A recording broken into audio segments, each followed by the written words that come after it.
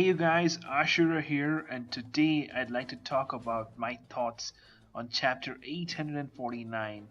And this chapter was pretty good, and it really set up the hype for the upcoming chapters.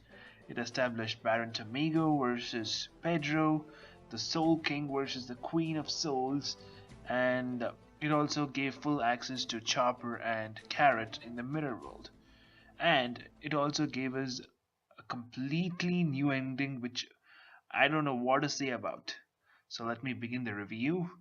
This chapter begins with the Windsmokes and they're actually wondering as to where Reiju has gone off to. And we also see that the Windsmokes are planning to keep Pudding as a hostage to use against Big Mom. And they're also telling that if Big Mom does the same tactic, they won't really care because Sanji is expendable. So that's it about the Windsmokes. Then we move on to Chopper and Carrot versus the Team Brule. And this chapter, I mean, this part is like pretty much, it is pretty good, but I feel that it was really predictable because it's not something intriguing, but and it really didn't pique my interest that much.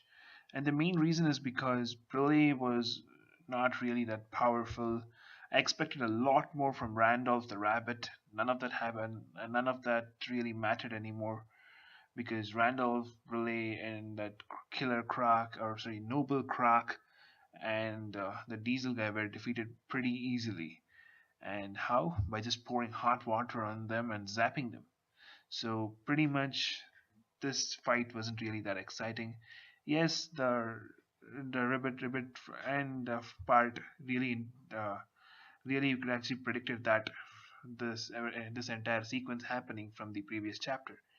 And also Brule's she couldn't identify her own clone with the original one. Come on, Brule, this is your devil fruit we're talking about.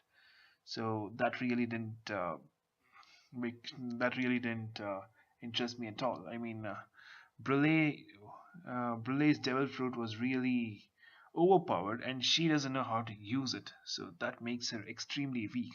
And she couldn't protect herself from hot water. Seriously, and she's the daughter of Big Mom, and she talks so big.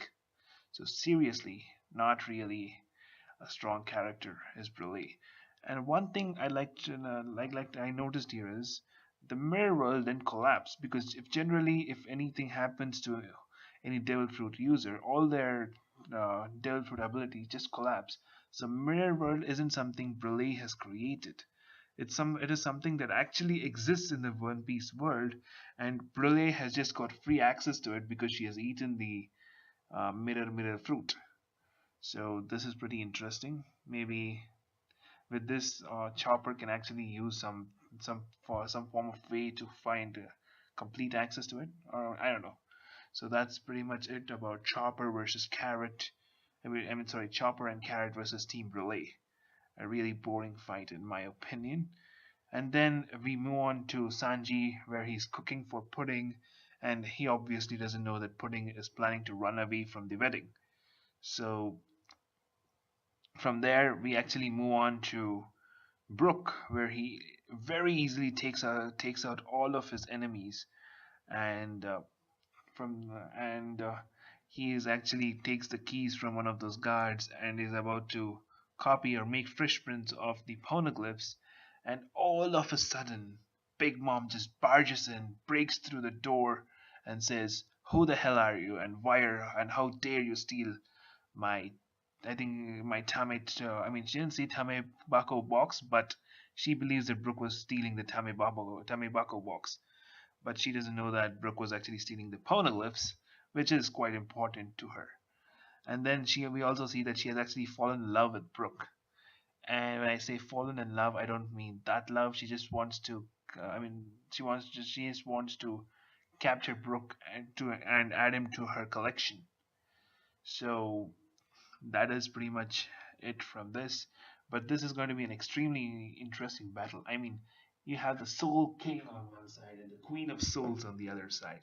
So basically, what I believe will happen is Brule versus Book will be Brooke will I mean sorry Big Mom versus Brooke will be a short fight, and she's gonna absorb his soul. Brooke first time when she absorbs his soul, Brooke won't have any control over his soul for a little time. But when later down the chapters, or later down the arc, when Big Mom goes berserk, that is when Brooke gets control of his soul, and he then uses his powers to soften her. I think that's what I believe will happen later down the lane. So let me just leave that part there. And from there, we actually move to Pedro versus Tomago, where we see that they have already had some intense fights before, and both of them have actually lost their left eye. And we also see that Pedro has actually lost 50 years of his life due to Big Mom's ability, and he's not planning to return back to the Mink Island, or he's not planning to return back to Zoo.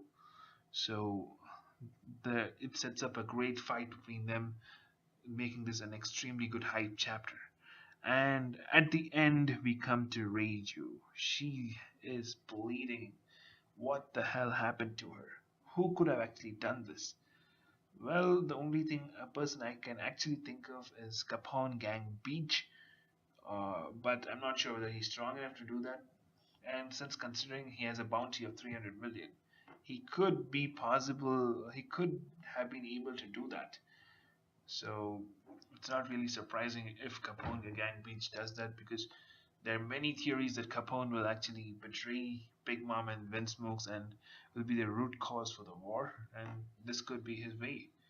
Apart from Capone, the only other person I see who have been introduced, remember I'm talking about the characters who have been introduced, who might have been able to endure uh, Reiju like this, is that potato smash guy, the Katakuri guy, the other sweet commander whom we have not been introduced. But I don't really see why he would do that. Why he would like to risk going on the bad side of Big Mom. Otherwise, I don't see anybody so far among the introduced characters, because we don't have we not have been introduced with any character who has some real history with the Windsmokes. So that is pretty much it about this chapter. I'd like to say this chapter was pretty good, and it really established the hype for the coming chapters. So I'm going to give this chapter 7.5 out of 10, and that's it about this chapter. Hopefully you guys enjoyed it, and if you did, please leave a like. And if you want to be notified for my future content, please do subscribe. And if you have any thoughts about this which you want to tell me, please do so in the comment section. And that's it, guys.